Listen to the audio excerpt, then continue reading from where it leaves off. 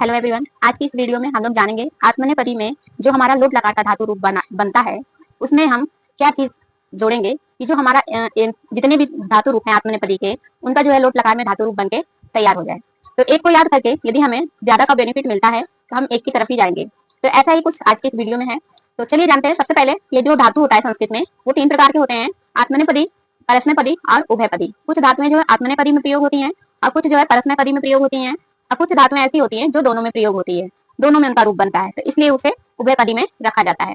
तो एक वीडियो में बताना सब कुछ पॉसिबल नहीं है, लेकिन जो जानना है वो जानते हैं। सबसे पहले कि लोट लकार में जो धातु रूप बनाना है उसमें कौन कौन से शब्द जोड़ने पे जो है हमारा धातु रूप तैयार होता है। जो प्रथम पुरुष है, जैसा कि हम लोग संस्कृत में जानते हैं 3 पुरुष होता है और 3 वचन होता है, प्रथम पुरुष, मध्यम पुरुष, उत्तम पुरुष। प्रथम पुरुष में जो है हम लोग वह या जितने भी नाम है सर्वनाम वाले, संज्ञा सर्वनाम वाले, वह यह ये सब आएगा। मध्यम पुरुष में तुम आएगा और उत्तम पुरुष में मैं आएगा, यानी मैं और तुमको छोड़ के जितने भी शेष बचते हैं वो संज्ञा सर्वनाम सब प्रथम पुरुष में आएंगे।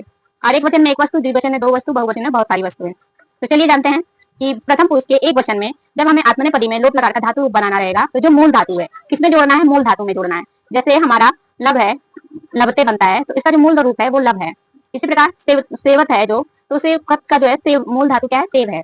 तो मूल धातु में जोड़ना है, इन शब्दों को मूल धातु में जोड़ना है, इतना ध्यान रखना है। तो प्रथम पुरुष के एक वचन में ताम जोड़ना है, प्रथम पुरुष के द्विवचन में इताम जोड़ना है और बहुवचन में जो है अंताम जोड़ना है। मध्यम पुरुष के एक वचन में स्व जोड़ना है और मध्यम पुरुष के द्विवचन में इथाम जोड़ना है और मध्यम पुरुष के बहुवचन में ध्वम जोड़ना है। उत्तम पुरुष में एक वचन में ए जोड़ना है और द्विवचन में आवहे जोड़ना है और उत्तम पुरुष के बहुवचन में आमहे जोड़ना है।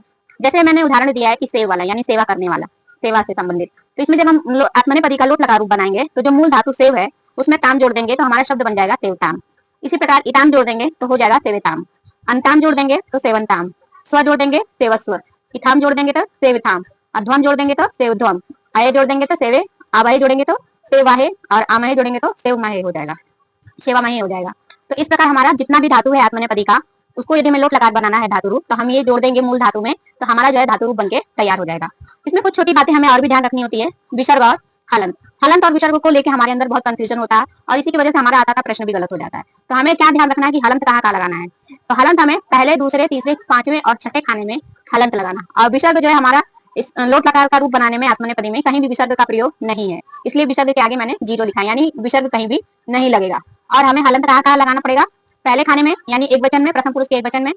और देखें तो 9 खाने हैं, ताम, इताम, अंताम, स्व, इथाम, ध्वम, ए, आवहे, आमहे, ये जो है 9 खाने हैं। तो इताम जो है इसमें भी देखिए दूसरे खाने में लगा है, अंताम जो तीसरा खाना है इसमें भी लगा है, चौथा खाना स्व है इसमें जो है नहीं लगा है, तो इसमें नहीं लिखा गया है। इथाम 5वां खाना है तो इसमें भी देखिए लगा है हलंत। ऐसे ही छठा खाना है ध्वम, इसमें भी लगा है। 7वां खाना अय है, इसमें नहीं लगा है तो नहीं लिखी। आवहे और आमहे 8वां और 9वां खाना है तो इसमें भी हमारा नहीं लगा है। तो आई होप आप लोगों को